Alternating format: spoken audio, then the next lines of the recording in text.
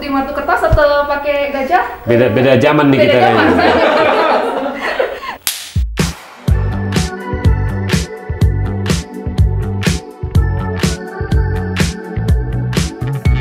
Sahabat Minerba, jumpa lagi bersama kita anak-anak muda di Mineral dan Batubara.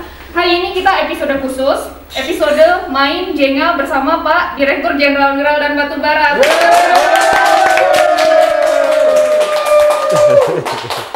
Bapak perkenalin diri Pak, nama Bapak? Saya Ridwan. Ridwan Jamaludin. Saya Ridwan Jamaludin. Saya di Minerba sejak Agustus 2020. Baru ya Pak? baru- Baru berapa bulan? 8 bulan. bulan. Sip.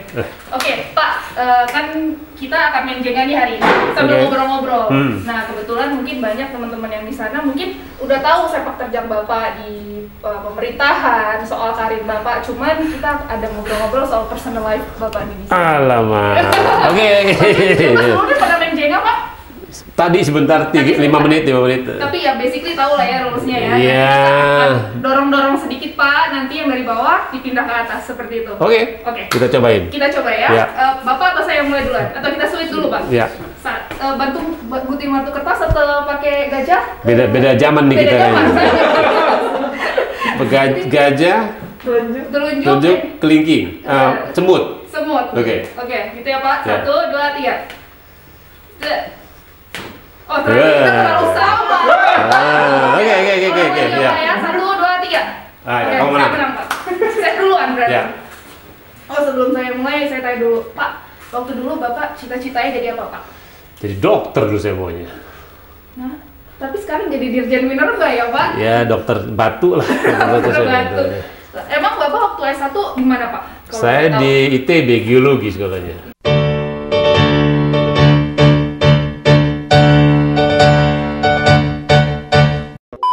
TB Geologi, padahal cita-citanya dulu jadi dokter, tapi ujung-ujungnya... Ini saya sambil main ini kan? Iya, Iya. main juga Pak. Oke.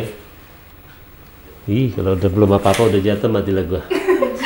Jangan jatuh, Pak. Nggak boleh dipegang. Iya, Nah, jangan. bisa. Satu tangan aja. Ya. Oke, mantap. Ya Pak, di TB, tapi waktu dulu cita-citanya jadi dokter, tapi ujung-ujungnya Waktu jadi kecil geologi. itu mah, waktu kecil lebih karena saya waktu kecil tuh agak-agak sering sakit. Saya bilang dokter keren ya gitu. Tapi lama-lama saya sekolah SMA di Bandung, sering naik gunung, jalan-jalan ya sekolah geologi aja lah. Sekolahnya sambil main-main, sambil naik gunung. Oh gitu. Iyalah, jangan hidupnya jangan dibikin susah lah, di enteng-enteng aja. Betul. Oh Bapak berarti dari kecil, dari lahir sudah di Bandung Pak? Enggak, saya lahir di Bangka, sampai SMP saya di Bangka, saya SMA di Bandung. Mulai SMA saya di Bandung. Oh Bapak ini ya pindah-pindah ya ke seluruh Indonesia? Enggak juga, dari Jakarta, dari Bangka saya pindah Bandung aja, terus habis itu saya pindah Jakarta. Oh, oke. Terus Bapak abis dari S1 di TB, Bapak ngambil S2 lagi atau gimana Pak? Saya waktu saya lulus itu lagi booming minyak, jadi pengennya kerjanya di perminyakan, tapi ada masukan katanya jangan kerja langsung deh, mendingan cari kesempatan sekolah dulu katanya. Oh, oke, jadi S1 langsung S2 gitu Pak? Enggak S1 terus saya kerja di BPPT. Di BPPT. Kerja BPT, tahu BPT kan ya? Tahu Pak. Kerja BPT, kerja 2 tahun, terus kita dikirim sekolah. Dikirim sekolah. Kalau boleh tahu di mana tuh Pak sekolahnya? S2 saya di Belanda, Oh, di University of? Twente namanya sekarang. Dulu namanya ITC. Sekolahnya sekolah teknologi pemetaan lah secara umum. Waktu itu sekolahnya sekolah remote sensing, GIS gitu. Oke. Habis gitu pulang sebentar terus pergi lagi sekolah. Pulang sebentar kerja lagi Pak, balik lagi Iya, balik lagi ke BPT. Oke. Terus sekolah lagi saya ke Amerika. Ke Amerika Di Texas A&M. Texas A&M. Keren sih itu Pak. Gitu ya. Terus habis selesai S3 berarti kan ya Pak, habis itu balik lagi ke BPPT atau? Balik lagi BPT. Oh, Nah, setelah balik lagi BPT itu seru tuh. Saya selesai tahun 99 saya pulang. Itu lagi seru-serunya kita habis reformasi. Iya. 98 kan reformasi tuh. Kita mau pulang, profesor saya bilang, kamu ngapain pulang? Indonesia lagi perang katanya. Saya bilang ya itu saya mau ikut perang aja gitu. Jadi kita pulang. Bagus, ingat negara. Iya, Lalu Pak, negara. Mbak Yosefin belum lahir itu Pak. 98 udah. Aku tidak Udah. semudah itu.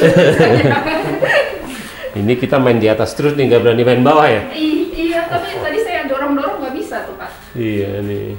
Lalu berarti balik lagi ke BPPT. Iya. Kalau saya lihat CV Bapak sempat di Kemenko ya Pak ya? Kemenko Marves Pak. Iya, saya di BPT itu total 25 tahun. Seru sih kerja di situ. Nah,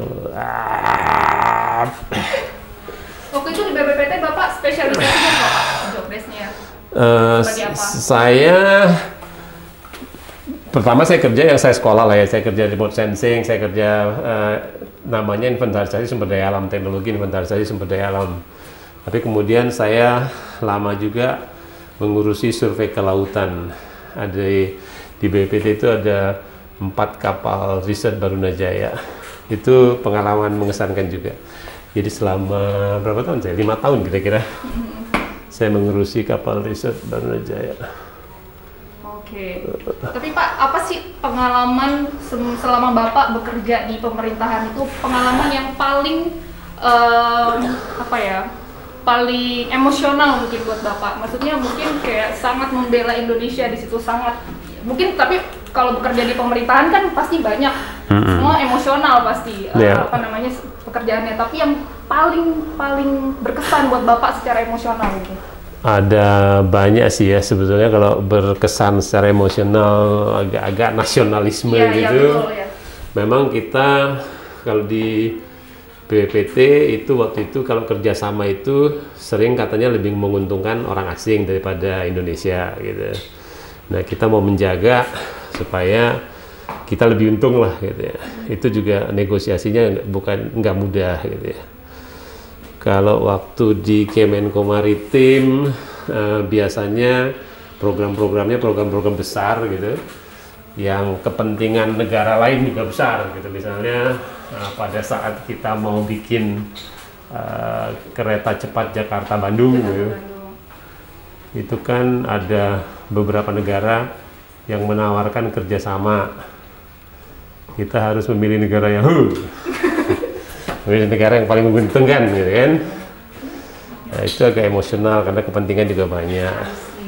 Tapi di sini lebih terasa kepentingannya. Di sini lebih terasa benar-benar bertarung di sini. I see. Tapi going back to masa-masa Bapak waktu S1 Pak. Karena ini kan targetnya adalah untuk teman-teman milenial. Bapak waktu dulu S1 tuh organisasinya aktif organisasi apa sih Pak? Kalau boleh tahu, apakah Bapak kupu-kupu kuliah pulang? Atau Bapak aktif berorganisasi? Saya baru dengar tuh kupu-kupu. Saya terlalu aktif berorganisasi. Gini, menurut saya sekolah di ITB itu ya kalau nggak mau disebut 50-50, 49-51 lah ya.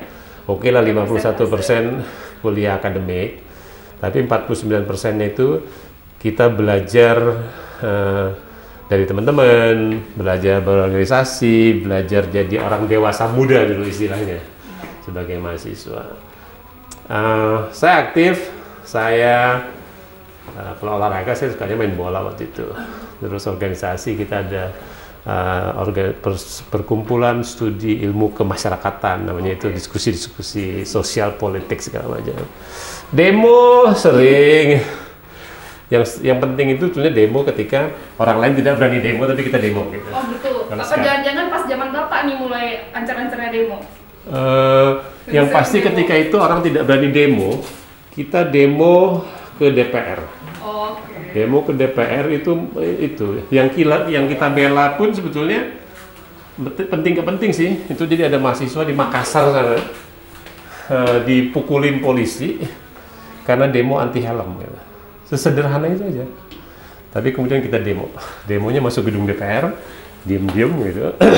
Di dalam sana akhirnya kita lolos dan berhasillah ketemu dengan pimpinan DPR. Tapi ternyata pengalaman-pengalaman seperti itulah yang membuat kehidupan kita berwarna dan membentuk karakter gitu. Betul, benar. Kamu kok nggak jatuh-jatuh? Jangan sampai jatuh tangan saya, Pak. Oke. Or else I'm a loser. Aduh, ini butuh konsentrasi tinggi nih kalau dari sini nih.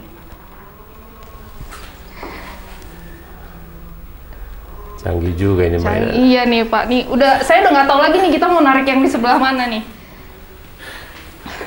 Nah, Udah tinggal 1 biji itu yang di situ. iya ini kayak dia paling bawah nih nggak mungkin lagi nih diambil-ambil nih Pak. Hidup- Tapi hidup kalau ini harus berani ngambil resiko. ya Pak betul. Saya nggak berani. Tapi Pak, kalau boleh Bapak kasih saran buat anak-anak muda zaman sekarang Kan nih. bisa kan? Ya, bener sih Pak, harus butuh ketenangan aja. Mungkin saya nggak tenang orangnya ya. Ini yang susah taruh jadi. Buat anak-anak muda zaman sekarang Pak, sekarang kan Bapak udah dianggap sebagai role model lah buat anak-anak muda, because you have lots of achievements dengan semua keaktifan dan segala macam, pendidikannya tinggi. Apa saran, apa advice dari Bapak buat anak muda zaman sekarang? Sekarang gini menurut saya, anak-anak muda sekarang itu sudah menjadi warga dunia. Praktis kalian sudah hampir nggak ada batasnya. Jadi yang paling mendasar itu menurut saya harus belajar menjadi warga dunia. Warga dunia itu siap menghadapi perbedaan, siap berbeda pendapat, menghormati orang lain, gitu, dan berani bersaing dengan kompetensi. Gitu. Nah, menurut saya masa depan ya begitu. Betul. Untuk buat anak-anak muda sekarang. Kalau zaman dulu kan kita praktis masih Ikut ngada apa aja. kebiasaan yang Gitu. kemarin gitu. Iya.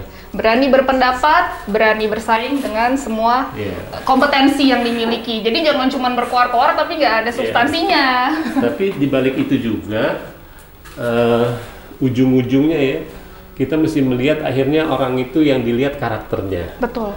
Kamu bisa pinter, orang lain bisa kurang pinter, kamu bisa kaya, tapi ujung-ujungnya keluarnya di karakter kita nanti. Ya, Karakter kita yang harus karakter bagus. ya gitu. yang paling penting justru ya Pak ya. Karakter kita harus bagus dan harus kuat gitu. Betul. Dan ditunjang juga dengan kemampuan yang bagus, maka Iya, senantiasa iya. akan terus naik karirnya. Jadi Baik. kita pura-pura ngomong lama-lama sambil mikir mau kemana. Saya juga udah gak tahu lagi nih Pak. Jangan sampai di saya jatuhnya. Kalau lihat ini sih udah ini nih, Udah udah nggak- mencapai equilibrium ini.